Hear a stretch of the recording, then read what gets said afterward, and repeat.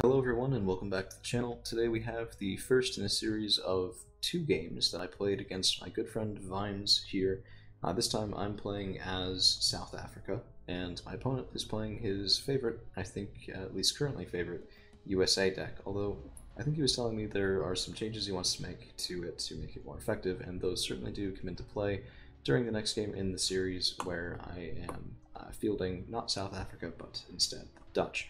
So the intention here is to take my opponent completely off guard, because we play pretty often, so mixing up tactics is a good way to occasionally get either a good win or an immediate loss. So we have a large armored push on this side, supported by an Alouette Cake Car, LN-90 scout vehicles, as well as two Ruakat ZA-35s. These are 60-point radar AA on wheels, so they can be quite good.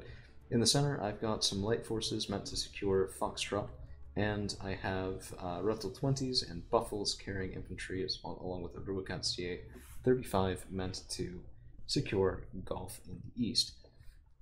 So let's get on the way and see how this goes.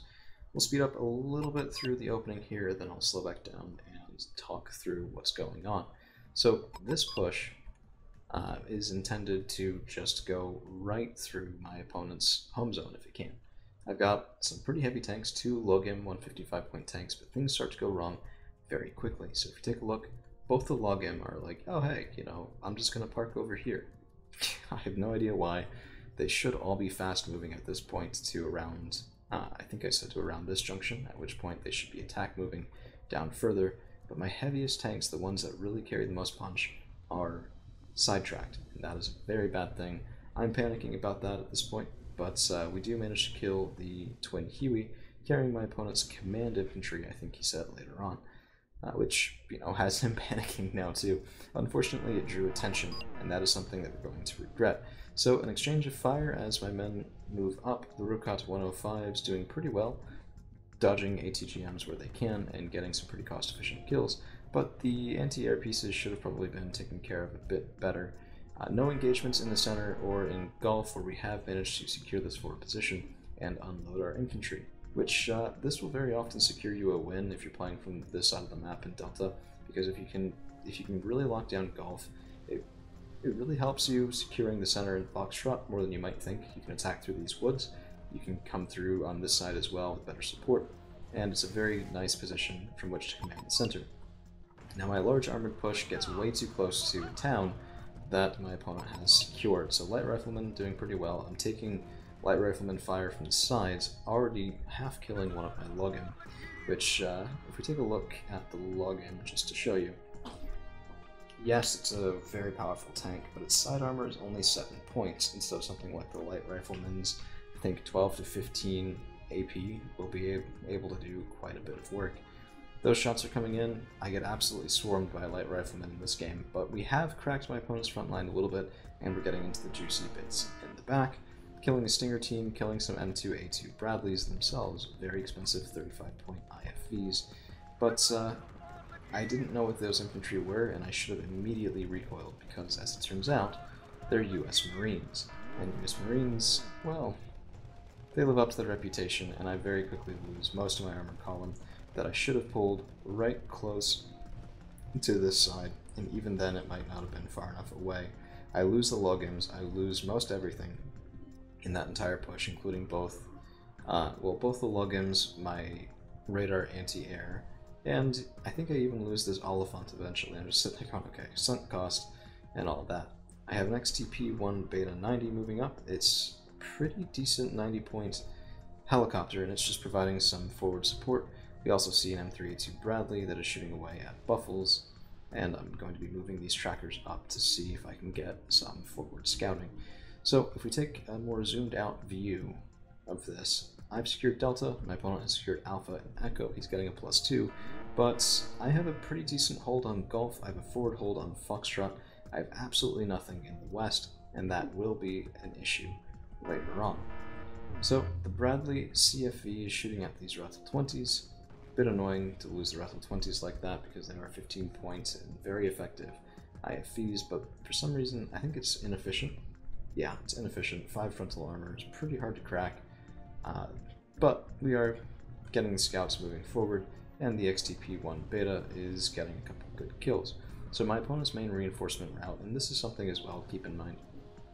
I actually think that whoever plays on this side of Hell in a very small place probably has a bit of an advantage, because holding the high ground here is pretty good. It's hard to attack from, and even if you attack into it and secure this position, it's relatively easy to hold the low ground. Reverse slope advantage is a very real thing.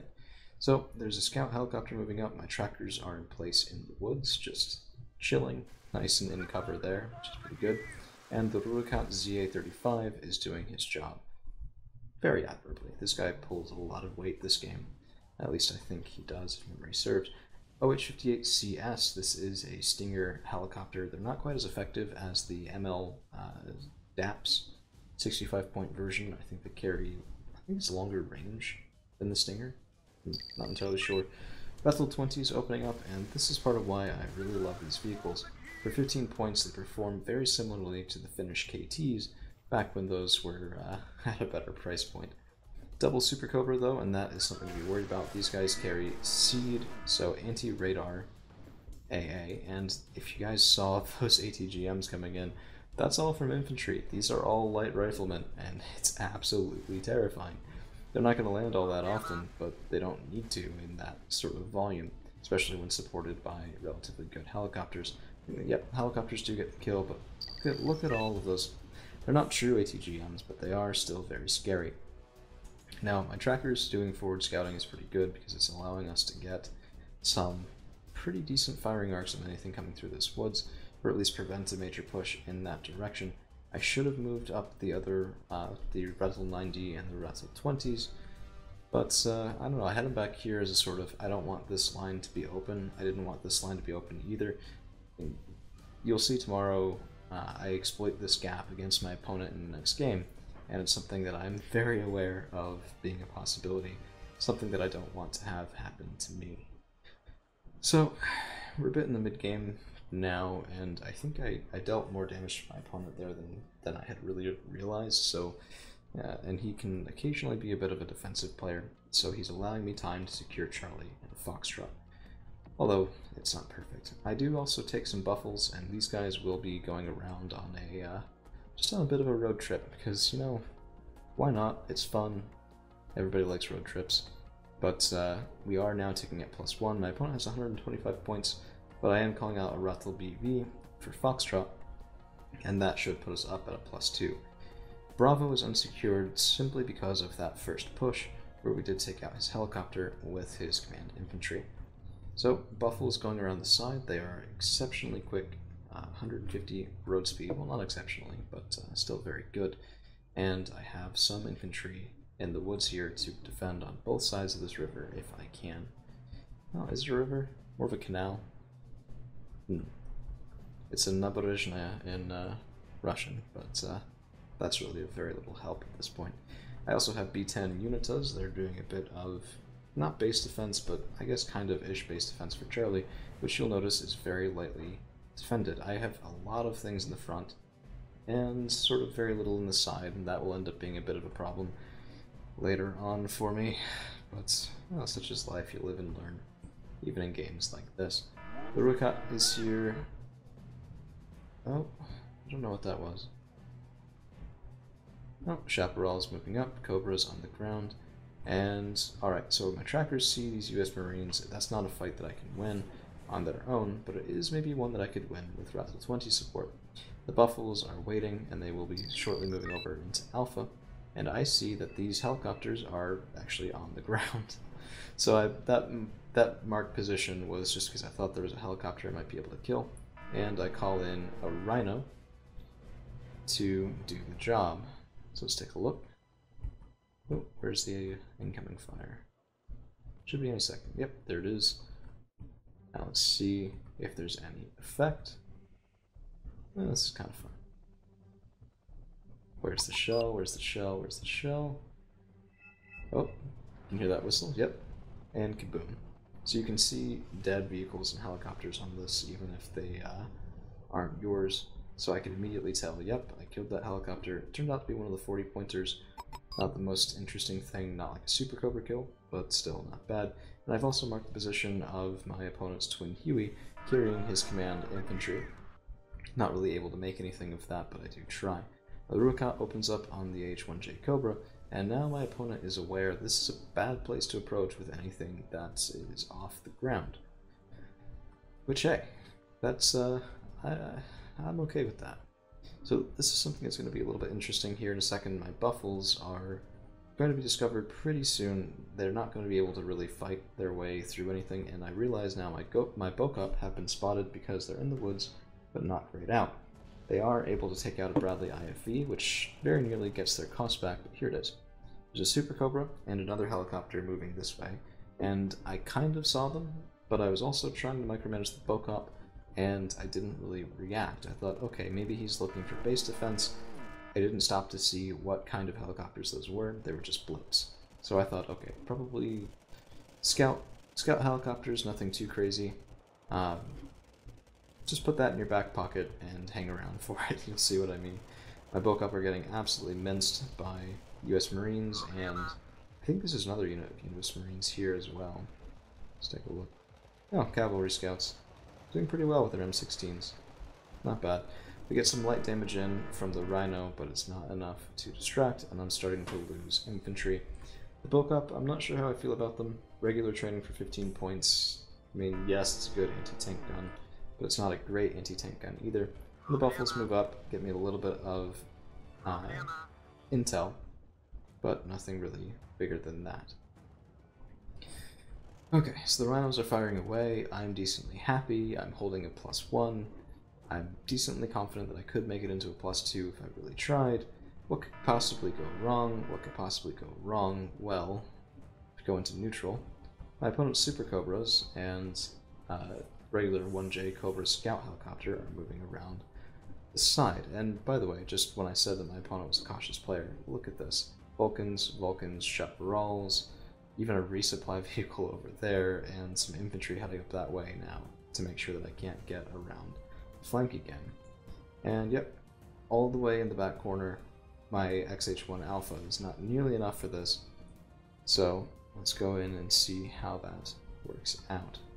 I have the G645 Rhino, still learning the South African unit names because they're not my usual deal. I do tend to prefer Blue Dragons, and even actually used recently a Blue Dragon's armored deck, which is quite a choice. So I see all these vehicles, I think to myself they're probably unloaded, but they're here and I can, well, it's not about winning, it's about sending a message. So I bring out a second Rhino. Bit of a mistake, but I'm thinking, okay, well, if nothing's going to happen in this fight on the front lines, maybe I can get some artillery support moving into the back lines and, well, helping out that way. So I move them up, and they should be unloading here shortly. Oh, they're starting.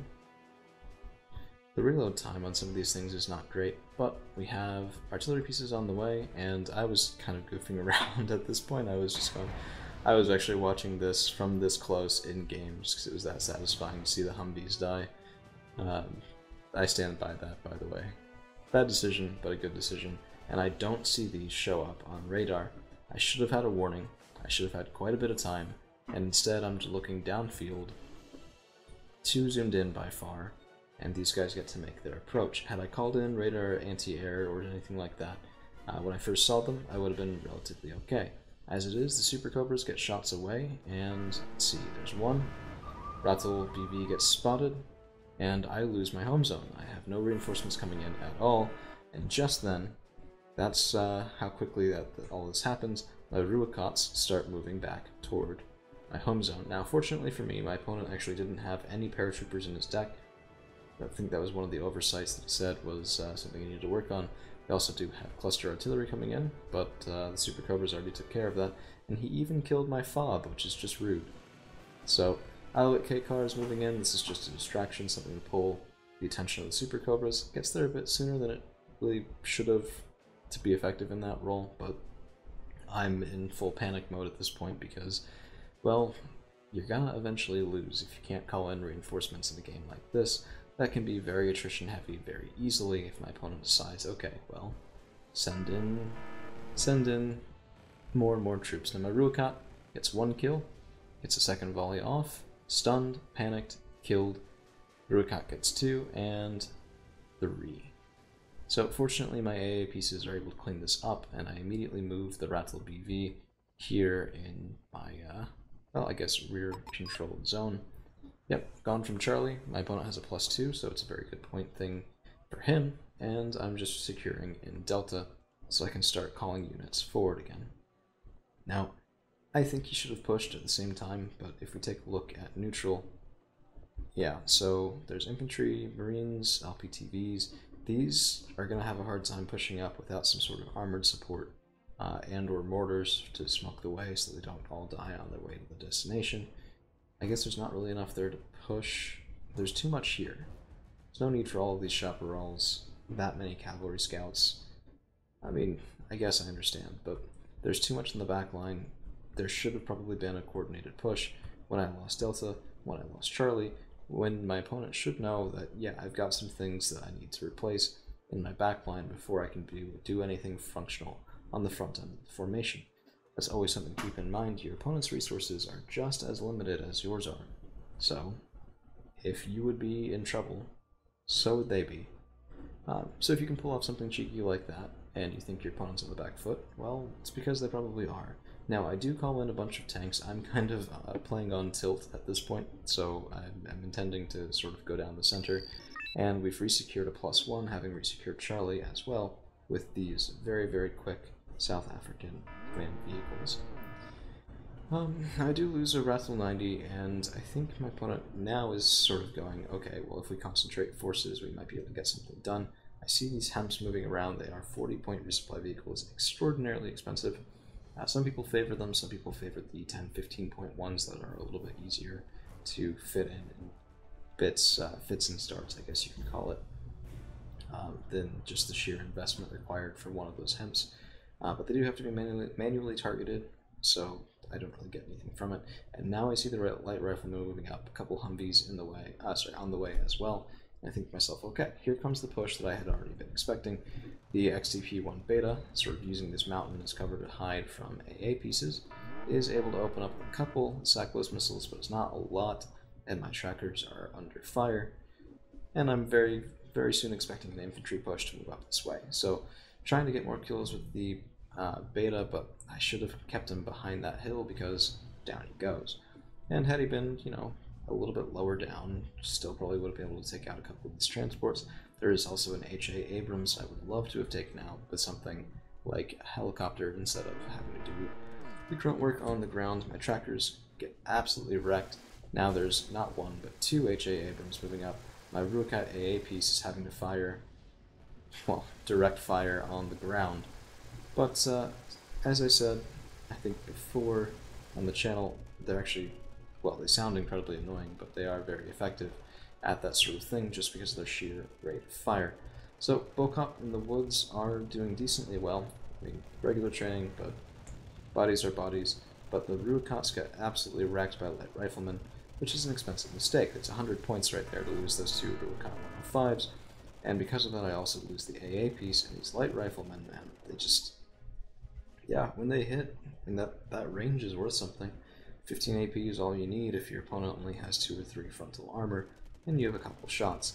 So, my Elephant Mark 1B Optimum taking fire from the HA Abrams in the woods, and I'm starting to think, okay, I'm going to very quickly lose this position if I'm not careful. Now, the Rattle ZT3s are ATGM vehicles, and moving them up like this was a bit of a risk, but we are able to get some good value from them. I think because my opponent doesn't really have the best line of sight. I put them in the woods here. I'm not really expecting it to do much, but there goes 2 rounds, both landing into that HA Abrams, and between them and the Bocop getting the kill. So if you take a look at this, 20 AP power, 70% accuracy, 26-25 meter range. They're very fragile though, but actually cost the same as the 105 Ruakat tanks. Bit of an odd coincidence there, lots of 50-point things in the South African deck. And, you know, we're starting to clear things out a little bit. My Bocop are holding strong, stronger than I thought they would. These US Marines are very exposed, and, you know, these guys carry MG4s. Not exactly the most effective, but fire support is fire support. Light Riflemen, unfortunately, opening up on the Rattles, not landing a lot of good shots because they are panicked, and a Buccaneer comes in, kills some of the Vulcans, and now I think to myself, okay, helicopter's coming. Keep in mind, I know this guy pretty well. And so, of course, I counter with my own. Now, these should have won that. I don't really know why he pulled them back. I think he's deciding that this push is failed and just wants to salvage what he can. But there goes another vehicle. I think that was another tank, even. Let's see. Yep, that was the other HA. No, okay, that was probably a Bradley. But I think he's largely considering this push to have failed, as do I. I mean, it was a good attempt.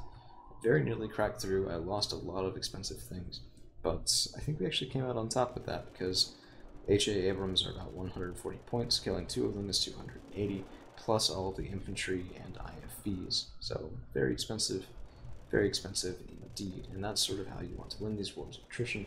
It's why attacking is, well, always a dangerous choice. So I bring up some B10 Unita.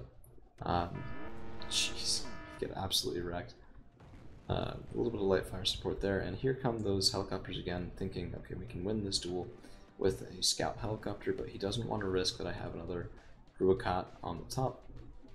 As it happens, I didn't, but I think in the chaos of everything going on, he wasn't sure if he had killed it or not, which, I mean, that's understandable. I am moving a couple up as well, too, and the ZA HVMs are, well, I like them quite a bit.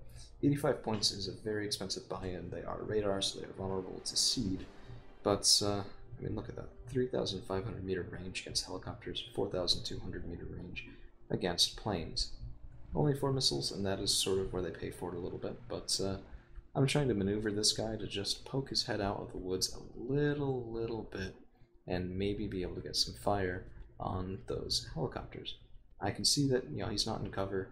It's not exactly great. There's probably being spotted by the cavalry scouts that I know are over on that side. And yeah, so he's in the woods and he's solid, so he is spotted.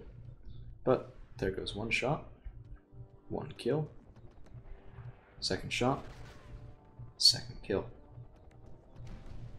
Beautiful. And now he can retreat and get seen to by a Sample 100 cargo. At this point, I think my opponent is having a little bit of trouble figuring out how to crack this formation. We've sort of prepared ourselves for more tricks. I have a Buccaneer coming out, 90 points, favored I think by Stealth 117 as well. But for the point cost, these guys can be very effective considering they have 4 missiles. But down goes the Buccaneer. I was trying to be a little cheeky. Got a couple kills on Falcons, I think. Probably made his points up between a couple of runs there, one of them not shown by the way. But I do bring a ZAHVM here, and that was a strategic choice because I know that my opponent has some Super Cobras, or at least had some Super Cobras, and I want to counter their seed missile range. The Rattles get a very nice kill on the Sheridan, but I should have moved them back instead of moving them forward after answering fire came in, particularly because it's probably from infantry. Yep, one of them goes down. And these Bocop are just trying to get any kill that they can, and sort of, if I can hold the front line and sort of push him, then I won't get pushed out, and so long as I can hold these 3, well, we're doing alright. So, my Bocop, I'm not sure how I feel about this. Sometimes attack move is a little bit screwy, because I really would have liked if they'd been able to move up to get in range with their vectors as well, but instead, they're in range with their tertiaries, so that's what they use. Getting away with a single cavalry scout. Yeah, well, can't keep them in range, so that's what happens. My Retzel as well is spotted, and if you take a look at neutral, yeah, cavalry scouts, cavalry scouts, cavalry scouts, absolutely everywhere. They're just bringing us back to the era of cavalry. And the Retzel getting a very nice kill on the Humvee that's here. And I'm starting to push my opponent out of this wooded position entirely. So, M728 CEVs and Combat's coming up as a cheaper alternative to support. I see the Super Cobra that was back there, but I have no artillery pieces anymore because they both got killed, so not much I can do about it. But the Oliphant is getting very nice shots at these reinforcing vehicles, which, yeah, that makes me happy. Here's one opening up, and let's take a look. One hit. Oh, a bit hard to see with those markers there. Second hit, that's a kill. Alright, here's the Super Cobra, and I think I actually missed all 4 shots. If we take a look, yeah, yep, we missed all 4 shots. Oh, jeez. Fortunately, my opponent was actually firing the Totus at the Oliphant instead of engaging with his seed missiles.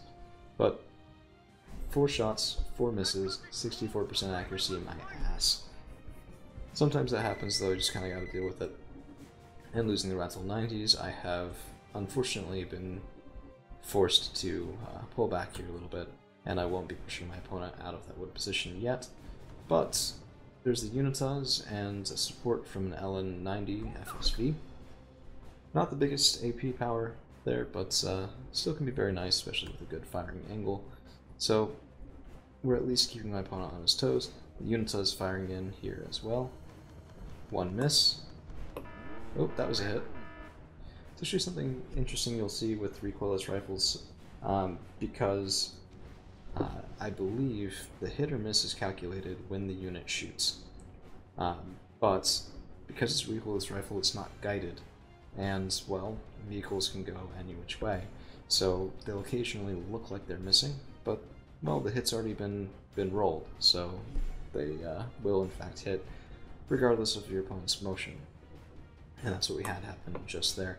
Now moving up some trackers, trying to do what my opponent has done so brilliantly with his cavalry scouts, and I get a lot of information here. So we have a combat, we have Humvee, M728 CEV, which is dedicated anti-infantry, light riflemen, a Vulcan, all of that exposed, and I have a Cheetah D2 coming in to see if we can get any use out of high explosive bombs. The Cheetah dies, and, well, I should have expected that, but, well, a couple of decent kills. Not worth it by any stretch, other than to destabilize my opponent, but that very much managed to do. We also do get a very nice kill in return on my opponent's bomber. So, yeah, I guess it works. 7 minutes left in the match. I'm ticking at a +1, and my opponent is sort of running out of some ideas here. We have a seaplane finally, but that Prowler is only able to get, oh, no, he does get 2 kills, but taken out by a Cheetah C. I do favor the Cheetah Cs over Carvers. I know the Carver has slightly higher performance, but 2 at Hardened versus 1 at, I believe, Veteran is a bit more, well, redundancy in case I make some mistakes, which I'm very prone to doing in this game. So, Light Rifleman moving up, getting fired up from the Oliphants. Logim finally heading up to the front line to provide a solid anchor there. And between the Logim and the Oliphant, as well as some good scouting and B-10 Unita, I'm hoping that we can get some pretty good work done here. But the XH1 Alpha is going to get shot down by an M84 and a one-shot Barrel. Eventually, there it is. Light Riflemen taking more fire support than they can reasonably stand up to. And the B-10 Unita finally firing in with the recoilless rifles of their own. Now, I do lose the Ruicot. That was to the Super Cobra, but the Super Cobra is killed in return. So they each took each other down, which that works for me. I actually gained about 15 points on the trade there. Logim and the Oliphants taking more fire than I'd like, taking longer to kill these guys than I would like. But these guns aren't meant to kill infantry, they're meant to kill tanks. So not the best use there, really, from my side. We are starting to pound through them, and the other Oliphants all stop to take their shots. Way to fire will eventually drive these guys down. My Bocop are sort of a bit of a sacrificial target there, and it's good enough for me. V10 Unitas also being able to fire on my opponents in the east as well. He's trying to do a bit of a counter push because I think he sensed this was my throw everything at the wall with 5 minutes left and really try to cripple him, make sure he can't do anything to me. So we have a lot of things coming up here. There's infantry on the ground, there's Humvees with their 50 cals firing away, and even more, and it is enough to overwhelm the B-10 Unita, themselves just regular training 5 strength, but Rattle 90 FSVs getting some good shots. I've pulled up 2 Ruicots from reserves, because, you know, this is a big push. And I'm not sure I have enough right here to stop it, particularly because, well, again, light riflemen firing from way longer than they have any right to. But my Oliphants have 1 in the center, and I'm able to move them over, and that will be absolutely crippling to this advance if I can fire through from the side. Bocop as well, managing to hold the line here pretty decently. I really wanted them to fire with the FTS instead of the effing mag, but they didn't. Fortunately, this is actually a resupply vehicle, gets captured, and most of this infantry, once it gets within range of the Ruakant, will get shot directly from there as well.